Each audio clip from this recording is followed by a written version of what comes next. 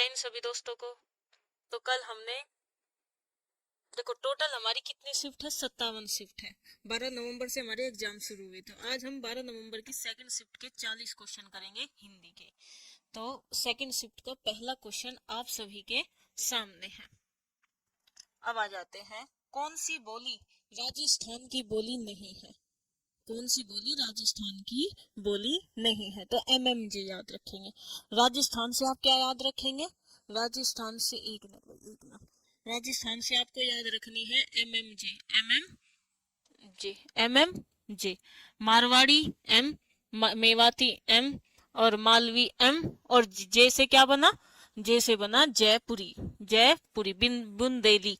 बुंदेली जो बुंदेलखंड में बोली जाती है वो पश्चिमी हिंदी से रिलेटेड है। अगर यही पूर्वी हिंदी बोल देता तो अवधी, बघेली और छत्तीसगढ़ी। अगर वो यही पूर्वी हिंदी कह देता तो पूर्वी हिंदी क्या है? पूर्वी हिंदी के अंतर्गत कौन सी बोली आती है? ये उपभाषा है। ये उपभाषा है, ये इसके अंतर्गत बोली है। ठीक है, तो अवधी, बघेली और छत्तीसगढ़ी। ये लो भाई, तीन ये पूर्वी हिंदी के अंतर्गत आती है। प्रेमचंद के अपूर्ण उपन्यास, तो मंगलसूत्र क्या है इनका? अधूरा उपन्यास है। अधूरा उपन्यास है। रंगभूमि, गबन, सेवा सदन, गोदान, बूढ़ी काकी, चिमटा, ये सब क्या है? बूढ़ी काकी में ही तो था वो।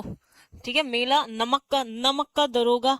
देखो दरोगा हमेशा ऐसे बनता है, ठीक है, लेकिन प्रेमचंद की जो कहानी है ना उसमें दारोगा है। ठीक है, ध्यान रखना, नमक का दारोगा, ये प्रेमचंद जी की कहानी है। ये नमक का दरोगा उपन्यास है बेटा। ठीक है, चलो भाई। सर्वनाम का भेद कल ही पढ़ाया था। सर्वनाम के 6 भेद हैं, याद कर लेना ऐसे ही। एक मैं और एक तू, आप हो गया, यह वह हो गया, कौन क्या हो गया, जो सो हो गया। ठीक है, तो मैं और तू ये कौन है? पुरुषवाचक है। आप कौन है? निजवाचक है। ये निश्चयवाचक है। ये प्रश्नवाचक है। ये संबंधवाचक है। अब हमारा अनिश्चय बचा, कोई और कुछ। कोई और कुछ, ये क्या है? अनिश्चयवाचक है। तो कितने भेद हो गए? 6 हो गए। मतलब गुण किस में आता है? विशेषण में आता है जी, विशेषण में। चलेंगे भाई नेक्स्ट। कौन सा तत्सम शब्द है? कौन सा तत्सम शब्द है? तो बेटा रानी केतकी की कहानी याद रखना। रानी केतकी की कहानी क्या है? रानी केतकी की कहानी, ये क्या है? हिंदी का शब्द। ओ सॉरी, रानी केतकी की कहानी, ये क्या है? आपका तत्सम शब्द है। करेला, करेला हिंदी का शब्द है, लेकिन कारुवेल इसको संस्कृत में बोलते हैं। संस्कृत में क्या बोलते हैं? कारुवेल।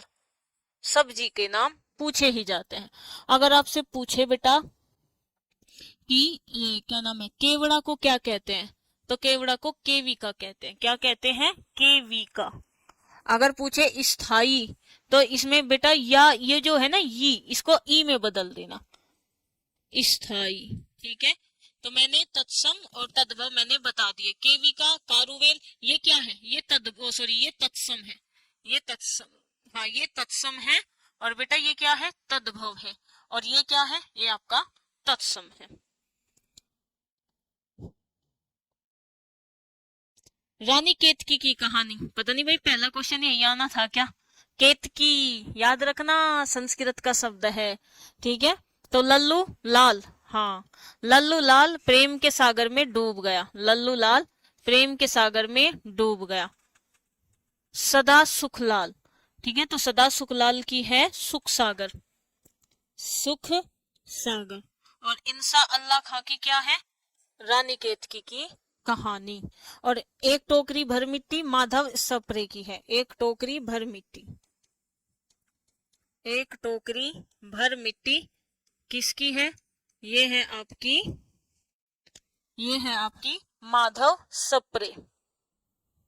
अब आ जाते हैं, मिश्रित तथा संयुक्त वाक्यों में विरोध का भाव प्रकट करने के लिए किस विराम चिन्ह का प्रयोग किया जाता है? मतलब मिश्रित और संयुक्त वाक्यों में वाक्य के 3 भेद होते हैं रचना के आधार पर, सरल वाक्य, संयुक्त वाक्य और मिश्र वाक्य।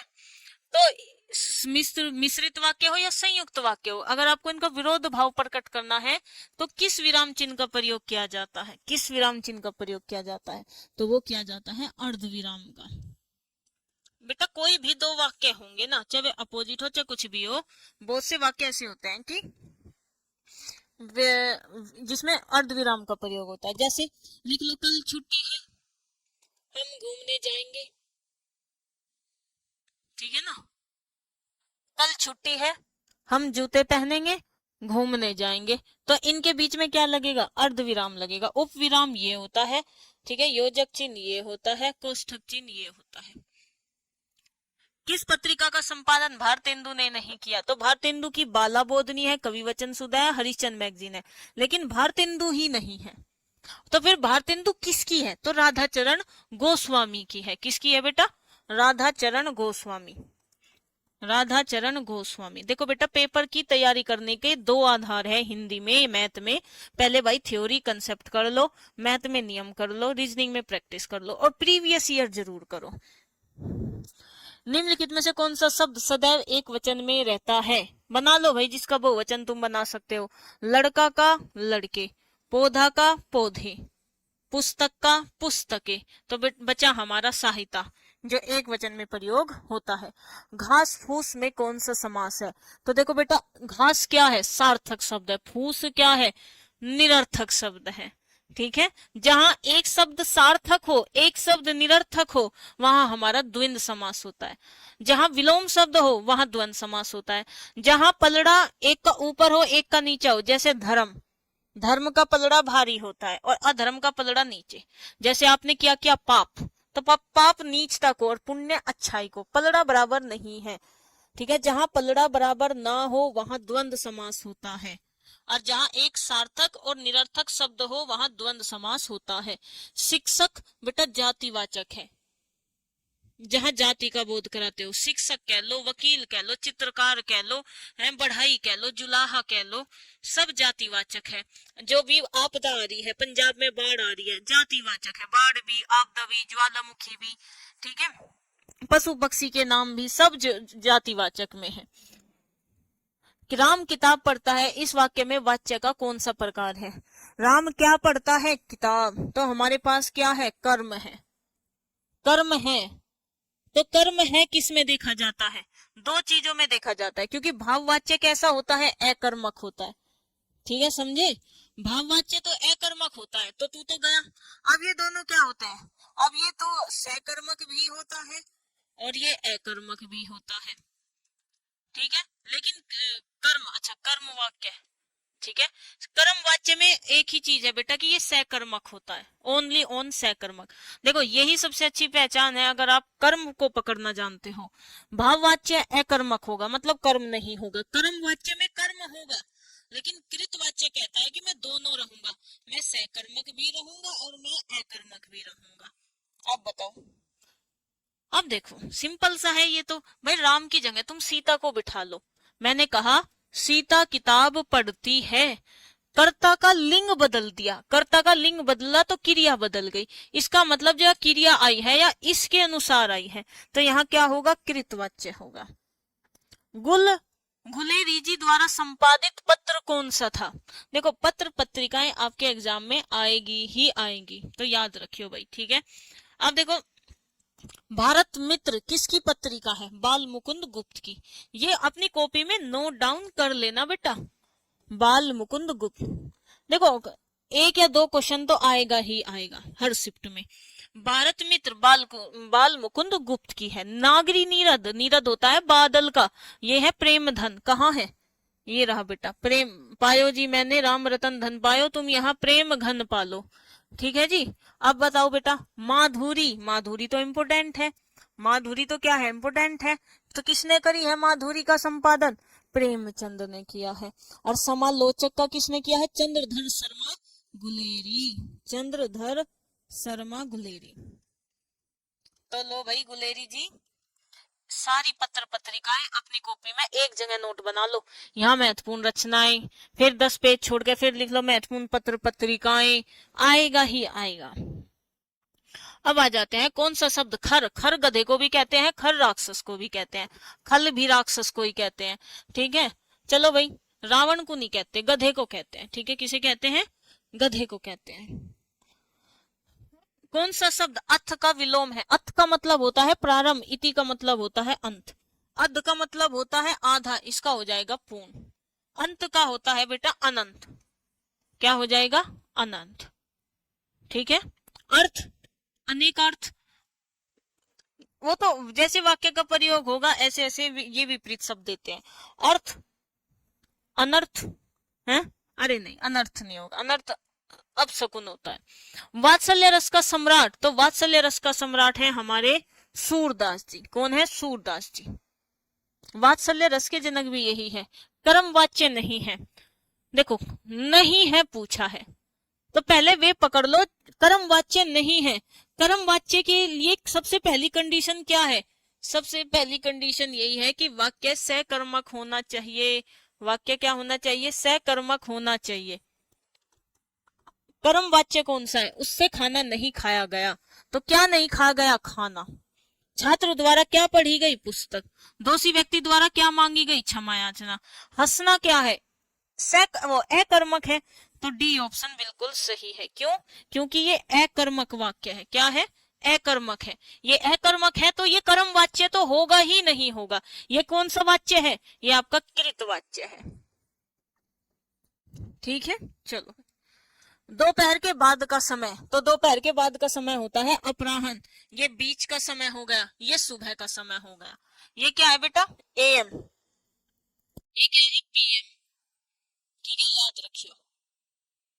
कबीर की उलटबासियों में कौन सा रस प्रमुख है, कबीर की उलटबासियां, तो बेटा कबीर की उलटबासियां अद्भुत रस।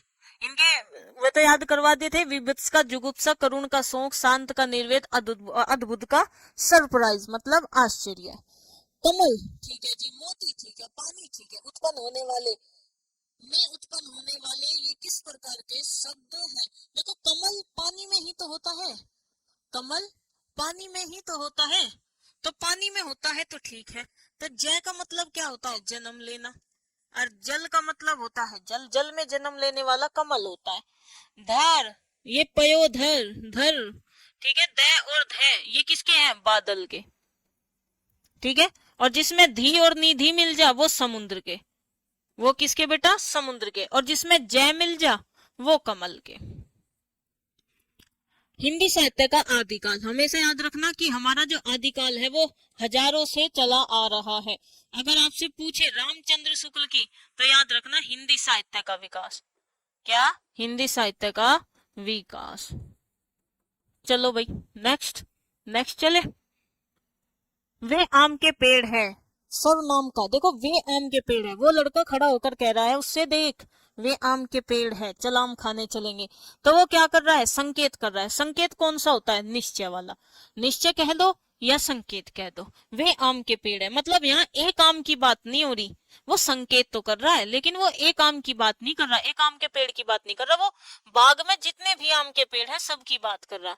जाके पीरिया ने राम वैदही ताजियो ताही कोटी बैरी साम जदपी परम स्नेही, बेटा राम की बात हो रही, जहां राम की बात होगी वहां हमारा तुलसीदास होगा, और जहां कृष्ण की बात होगी वहां हमारे सूरदास होंगे, मीराबाई होंगी।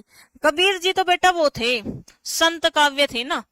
हाँ, ये तो कहते थे ज्ञान तो मिल जाएगा भगवान, तो कैसे, ज्ञान से। जब मैं था तब हरि नहीं, तब हर अब हरि है तुम मैं नहीं। तरल का विलोम, तरल का विलोम, तरल है भैया, तरल का तो ठोस होगा, जटिल का सरल होगा, तीक्ष्ण का कुंठित होगा। चलो भाई नेक्स्ट। हिंदुस्तानी, बेटा हिंदुस्तानी जो है वो ब्रज और अवधी का मिश्रित रूप है, ब्रज भाषा अवधी भाषा, ठीक है, ये हिंदुस्तानी भाषा। कौन सा शब्द स्त्रीलिंग है, अच्छा स्पर्श। देखो बड़ा दुख छीना है, बड़ा दुख, बड़ी दुख तो नहीं, बड़ा दुख, तो ये पुल्लिंग है। मेरी गरिमा, मेरा गरिमा होता है कहीं नहीं, मेरी गरिमा, तो ये भी स्त्रीलिंग है। सुंदर लेख, अच्छे लेख, है ना, तो स्पर्श करता है, स्पर्श करती है ना, तो बताओ भाई इसमें कौन सा हो सकता है। चलो सी और डी तो हमने बता दिए, ठीक है, अब आप मुझे ये बताएंगे कि स्त्रीलिंग शब्द बड़ा, अरे हाँ मैं भी तो ये कहूँ, अच्छा लेख, तो ये पुल्लिंग हो गया। स्पर्श को कैसे करेंगे भाई? एक होता है अच्छा स्पर्श, अच्छी स्पर्श नहीं होता, अच्छा स्पर्श, है ना, तो ये भी पुल्लिंग हो गया। बड़ा दुख, तो डी ऑप्शन आपका बिल्कुल सही है। कौन सा शब्द तद्भव नहीं है? तद्भव नहीं है मतलब तत्सम है, और वो हमारा कौन सा है? कार्य। कार्य को हिंदी में क्या कहते हैं? काम कहते हैं, कारज कहते हैं, काम कहते हैं, कारज कहते हैं। काठ को क्या कहते हैं बेटा? कास्ट। कहानी को कथानिका, संस्कृत में कथानिका। काठ को कास्ट, और कसौटी जिंदगी की है, कसौटी जिंदगी को क्या कहते हैं? कष्ट पट्टीरिका, पट्टीरिका। चलो भाई नेक्स्ट, तो क्या है? कौन सा तद्भव नहीं है? कार्य, और सारे तद्भव है। उपसर्ग नहीं है, है बिल्कुल है भाई। वी धन इच्छक, देखो मैंने हमेशा कहा है, हमेशा मैंने संधि पे जोर दिया है कि भाई इच्छक हो, इच्छन हो, ईसा हो, ऐसा हो, ऐसनी हो, सारे याद कर लो। तुम कंफ्यूज हो जाते हो कि कहाँ ए आएगा, कहाँ आई आएगा, कहाँ बड़ी ई आएगा, कहाँ छोटी ई आएगा। आज भी 99% लोगों को नहीं पता। तो बेटा वी धन इच्छक, छोटी ई बड़ी ई मिलकर बड़ी ई ही बनाएगी, दीर्घ संधि है। तो यहाँ तो वी उपसर्ग हो गया, विकल में वी उपसर्ग हो गया। बताओ भाई सही है। व्यापार में वी धन हो गया, वी हो गया बेटा, व्यापार में वी हो गया। यण संधि है, छोटी ई बड़ी ई। देखो इसको तोड़ो, व्यापार है ना, क्या करना है? पहचान क्या है कि ये से पहले आधा अक्षर है, तो उसे पूरा लिख लो। या को क्या कर दो बेटा? तोड़ दो। आधा ये और आ में तोड़ दिया। आधा ये किस में बनेगा? या तो छोटी ई में या बड़ी ई में। हमें पता है वी में छोटी ई आती है। वी धन अपार, ठीक है। तो ये क्या हो गया? इसमें भी वी उपसर्ग है, इसमें भी विरासत में नहीं है। विरासत, वी धन रासत, तो बेटा विरासत में नहीं है, व्यापार में है, विकल में है, विक्षक में है, संधि भी बता दी। अब आते हैं नेक्स्ट। केदारनाथ अग्रवाल, फूल नहीं रंग बोलते हैं, अपूर्वा, गुल मेहंदी, नींद के बादल। तो उन्होंने पूछा है कि भाई साहित्य अकादमी पुरस्कार किसके लिए मिला? तो वो मिला अपूर्वा के लिए, अपूर्वा के लिए। सर्वनाम कौन सा है? रोग, नींद, कौन, सच्चाई, कौन है, मतलब रिपीट हुआ, ये क्वेश्चन रिपीट हुआ। पूर्वी हिंदी का विकल्प, वो पूर्वी हिंदी का विकास इनमें से किस अपभ्रंश से हुआ? देखो पूर्वी हिंदी के अंतर्गत बोली कौन सी आती है? अवधी, बघेली, छत्तीसगढ़ी। और पूर्वी हिंदी कहां से आई? अर्धमागधी से आई। पंजाबी भाषा बराचड़ में आती है। अर्धमागधी में कौन सी आती है? पूर्वी हिंदी। पूर्वी हिंदी के अंतर्गत ये अपभ्रंश है, ये उपभाषा है, और इनके अंतर्गत बोलियां आती है। ये अंतर समझ लेना भाई। राम सेब खाता है, क्या खाता है? सेब खाता है, साफ सीधी बात है, सहकर्मक है। सारंग ले सारंग चली, कई सारंग की ओट, सारंग झीनो पाई के, सारंग कई गई चोट। तो बेटा सारंग, सारंग का अगर आप अनेकार्थी शब्द याद करोगे ना, तो ध्यान रखना सारंग के बहुत सारे अर्थ होते हैं। सारंग का मतलब हंस भी होता है, सारंग का मतलब तालाब भी होता है, सारंग का मतलब घोड़ा भी होता है, सारंग का मतलब मेंढक भी होता है। बताओ भाई कौन कौन सा लेकर चलोगे? हैं? तो यमक अलंकार क्या होता है बेटा? जहां एक शब्द हो कई बार आए, एक शब्द कई बार आए। वैसे तो यमक का मतलब जोड़ा होता है, लेकिन हमेशा ध्यान रखना जोड़ा मतलब दो, रिपीटेशन। लेकिन कुछ ऐसे एग्जाम्पल है जिसमें एक शब्द दो से भी अधिक बार आ जाता है, जैसे सारंग इसमें कई बार आ गया। तो ये है, तो ये यमक अलंकारी, क्योंकि यहाँ इसका अलग अर्थ है, यहाँ इसका अलग अर्थ है, यहाँ इसका अर्थ अलग है। श्लेष का मतलब होता है चिपकना, मतलब एक शब्द के अनेक अर्थ, एक शब्द के अनेक अर्थ। जैसे एक सूरज है लेकिन उसकी किरणें बहुत सारी हैं, वही है बस श्लेष अलंकार। एक शब्द होगा लेकिन उसके अर्थ अनेक है। रूपक, जहां तुम पहचान ना कर पाओ उपमेय और उपमान में। उत्प्रेक्षा, उपमेय में उपमान की संभावना या कल्पना। उत्प्रेक्षा मतलब कल्पना होता है। कौन सा उदार का विलोम है? उदार, उदार, उदार। उदार मतलब नरम होता है, पर्यायवाची है, लेकिन कठोर इसका अपोजिट हुआ। पुरुष का स्त्री हो गया। चलो भाई अब आपके सामने पैराग्राफ है, मैं पहले ही बोल रही हूँ कि ये ऑनलाइन एग्जाम वाले पैराग्राफ है, लेकिन ऑफलाइन में ऐसे पैराग्राफ नहीं आते, इससे अच्छे ही आएंगे। भारत जैसे देश के लिए सहकारिता की पद्धति को अपनाना मनमोहन सिंह लाए थे जिसको सहकारिता को विशेष रूप से आवश्यक है। इसका कारण यह है कि भारत में छोटे किसानों तथा व्यापारियों की संख्या ही अधिक है। खालिस्तान भी सहकारिता के आधार पर संगठन किया जा सकता है। सहकारिता के सिद्धांतों की इन विशेषताओं को दृष्टि में रखकर ही हमारी पंचवर्षीय योजनाओं में सहकारिता को बहुत, अरे इतना ही लिखा है, योजना आयोग के अनुसार सहकारिता का आधिकारिक उपयोग किया जाना चाहिए। भाई पंचवर्षीय योजना आई क्यों थी? व्यापारी और किसान का संबंध किससे होता है? हमारी देश की अर्थव्यवस्था से। भाई इनकी अर्थव्यवस्था सही रहेगी तभी तो हमारे देश की अर्थव्यवस्था सही रहेगी। और इनकी अर्थव्यवस्था सुधारने के लिए मनमोहन सिंह जी क्या लाए थे? सहकारिता की पद्धति लाए थे। तो बी ऑप्शन आप लगा लीजिएगा। सहकारिता का मुख्य उद्देश्य क्या है? तो वही है बेटा, छोटे कृषक और व्यापारियों को मतलब इनका स्तर उठाना। सहकारिता निर्धन किसानों का उद्धार कर सकती है। कैसे उद्धार कर सकती है भाई? ठीक है, उनकी शक्तियों से अवगत होकर, उनकी वास्तविक दशा का परिचय देकर और उन्हें एक सूत्र में पिरोकर तथा उनका आर्थिक, अरे बेटा बात तो यहाँ आ गई ना, मोस्ट इंपोर्टेंट, सहकारिता आई ही क्यों है? आर्थिक स्तर को सुधारने के लिए। जंगम स्थावर, स्थावर मतलब जो एक जगह हो। चेतन का क्या होगा? चेतन का होगा बेटा जड़ या अचेतन। विलोम बता रही हूं। सुकर अच्छा कर, कुकर्म बुरा कर्म। अगम सुगम, अगम जहां ना जाया जा सके, सुगम जहां जाया जा सके। कौन सा स्त्रीलिंग है? आए आती है। अच्छा रूप, बड़ा रूप, मतलब ये पुल्लिंग है। आए ही स्त्रीलिंग है। बड़ा विवाद हो गया भाई, बस मिल गया हमें आए। आप मियाँ जी मांगते द्वार खड़े दरवेश, मतलब भिखारी के घर भिखारी आ गए तो किसी निर्धन के घर भिखारियों की भीड़ होना, मतलब खुद तो मांग ही रहा। अवधि शिला का उस पर था गुरु भार, तिल तिल कट काट रही थी दीर्घ जलधार। तो यूपीएसआई में ये भी पूछ लेते हैं कि ये कहा किसने। इसीलिए तो मैं 11 वाली क्लास में दहाड़ बैच में मैं आपको करवा रही हूँ आरजी स्टेट एग्जाम पर। चलो भाई, तोठक वंशत बैरवे रोला, ठीक है। अब एक बात देखना, तोटक और वंशत तो नहीं होगा क्योंकि ये वार्णिक छंद में आते हैं। किस में आते हैं? वार्णिक छंद में। ये आपके मात्रिक छंद में आते हैं। बरवे और रोला 12-7, ठीक है 12-7। चलो गिन लेते हैं। 1-1-1 1-2 1-1-1-1 गिन जाओ ना। 3-3-6, ठीक है 3-6 3 तिया 9 और 3 चौक 12, बेटा 12 आ गई, ठीक है। 2, ये क्या है? छोटे छोटे हैं। चलो 2-1 2 दूनी 4 और 1 2 2 4 6 और 1 7, बेटा 12 और 7। 12 और 7 किस में बनते हैं? आपके बरवे में बनते हैं।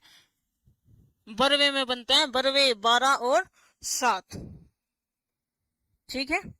तो सभी प्यारे बच्चे क्या करेंगे? Hindi by Swati ma'am Telegram group को ज्वाइन कर लेंगे। यहाँ आपको पीडीएफ मिल जाएगा प्रिंटेबल फॉर्म में, निकलवाना, खुद से सोल्व करना। ये कैसा लगा आप सभी को कमेंट करके बताएंगे और अपना स्कोर जरूर बताएंगे। शिफ्ट वाइज अपना स्कोर बता दो, शिफ्ट वाइज अपने आप को जांच दो। ये क्वेश्चन आपकी जबान पर होने चाहिए ताकि 2026 में अगर भी एग्जाम हुआ, 2025 के भी एंड में यूपीएसआई का एग्जाम हुआ तो ये चीजें, ये प्रीवियस ईयर थ्योरी आपकी मदद करेंगे।